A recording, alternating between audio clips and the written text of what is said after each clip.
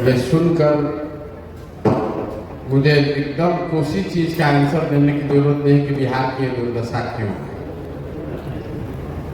अपने आप को प्रबुद्ध बताने वाले लोग जो इधर भी बैठे हैं, इधर भी बैठे हैं, हम भी यही उसी में शामिल हैं। आपने अभी तक एक भी ऐसा सवाल नहीं पूछा है जिसका पिछले 2 वर्ष में गांव-गांव घूमकर हमने उत्तर नहीं दिया। तो आप जैसे किसी ने कहा कि बिहार की दुर्दशा क्यों है, इसको कैसे ठीक कीजिएगा, विजन आपका क्या है? तो बिहार की दुर्दशा इसलिए है, अक्सर प्रबुद्धों की बैठक में हम इसी चीज से शुरू करते हैं कि आप जैसे हम जैसे लोगों के लिए ग्रीस के बहुत बड़े दार्शनिक प्लेटो ने आज से सैकड़ों साल पहले एक बहुत अच्छी बात बताई, if you do not participate in democracy be ready to be ruled by your inferiors. अगर आप राजनीति में भागीदार नहीं हैं, भागीदार नहीं बनते हैं, तो इस बात के लिए तैयार रहिए कि कोई मूर्ख आदमी राजा बनकर आप पर शासन करेगा। राजनीति में भागीदारी का मतलब ये नहीं है कि हर आदमी राजनीति में जाकर ज्वाइन कर ले और चुनाव लड़े, लेकिन अपने इर्द गिर्द होने वाली सामाजिक राजनीतिक घटनाओं के प्रति आप इतने अनभिज्ञ हैं कि आपको ये भी नहीं जानकारी है कि यहाँ पर क्या हो रहा है। और शहरों के प्रबुद्धों की तो हालत यह है कि यहाँ बैठे हुए 80% लोग वोट भी देने नहीं जाते। ये हम नहीं कह रहे, यहाँ का आंकड़ा कहता है। बिहार में वोट होता है 50-55%, शहरों का वोटिंग का आंकड़ा उठा कर देख लीजिए वो 40% है।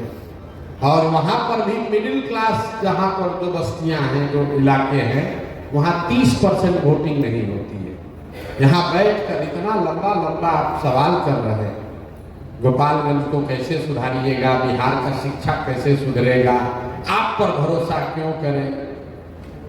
भाई साहब ने कहा आप पर भरोसा क्यों करें, यहीं से शुरू करते हैं। मेरे भाई आप तो ऐसे कह रहे हैं कि आपके पास कितना विकल्प है। अरे भाई आप हम पर भरोसा न करो तो जो पहले से चल रहा है उसी को पकड़ के चलते रहो। जिस रोगी को डॉक्टर ने ये कह दिया है कि अब आपके रोग का कोई इलाज नहीं है हमारे पास, वो रोगी कह रहा है कि हम कौन सा दवा खाएं, कौन सा दवा न खाएं। मेरे भाई आपके पास तो जितनी दवा है 35-40 वर्ष में सब खा के आप देख लिए।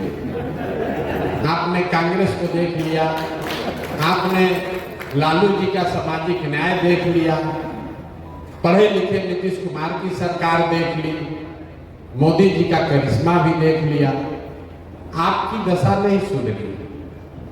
अब कोई प्रशांत किशोर जनसुराज वाले आए हैं, आप कह रहे हैं इन पर भरोसा करें कि न करें, हम कहें बिल्कुल मत करो। लेकिन मान लीजिए कि आपको कोई रोग है जिसके लिए कोई दवा नहीं, अचानक से एक दिन आप डॉक्टर के पास पहुंचे तो डॉक्टर साहब ने कहा कि एक नई दवा आई है, संभावना तो नहीं है ठीक होने का, लेकिन 10-20% चांस है, ट्राई करोगे? तो आप क्या कहिएगा? हाँ भैया दीजिए, जो में 20% चांस है। अरे भाई तो जनसुराज वही नई दवा है, कोई गारंटी नहीं है कि प्रशांत किशोर आपको नहीं ठगेंगे, कोई गारंटी नहीं है कि जो बात हम लोग कह रहे हैं वो सब सही है। लेकिन ये एक्सपायर दवा नहीं है, ये नई दवा है। तय आपको करना है कि आप एक्सपायर दवा के साथ चलना चाहते हैं कि नया दवा के साथ एक्सपेरिमेंट करना चाहते हैं। राजनीति के नजरिए से किसी ने कहा कि किन किन राज्यों में विकास हो रहा है, भाई साहब बता रहे थे इंजीनियर हैं, तो मैं आपको बता रहा हूं कि 5 राज्य हैं देश में जहां देश का 1/3 GDP अभी है। 5 राज्य मिलकर, केरल, तमिलनाडु, कर्नाटक, आंध्र प्रदेश और तेलंगाना, ये 5 राज्य मिलकर देश का 1/3 इकोनॉमी इन्हीं के पास है। इन 5 राज्यों में एक कॉमन बात है जिसको अगर आप समझ लीजिए तो बिहार का रास्ता विकास का वहीं से खुलेगा। इन 5 राज्यों में आज तक कोई भी आदमी 10 बरस से ज्यादा मुख्यमंत्री नहीं बना है। लोग वहां पर लगातार सरकारों को पलटते रहे। आपने कहा कैसे बिहार सुधरेगा, विजन क्या है? विजन ये नहीं है कि जाकर मंच पर खड़ा होकर कहें कि प्रशांत किशोर कोई बहुत बड़े जीनियस हैं, आप हमको वोट दे दीजिए और हम आपको आपका जीवन सुधार देंगे। हम तो इसका उलट बात कह रहे हैं।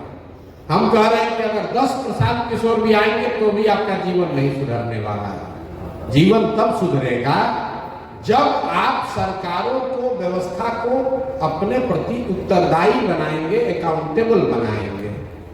इतना लंबा लंबा बात कह रहे हैं। अरे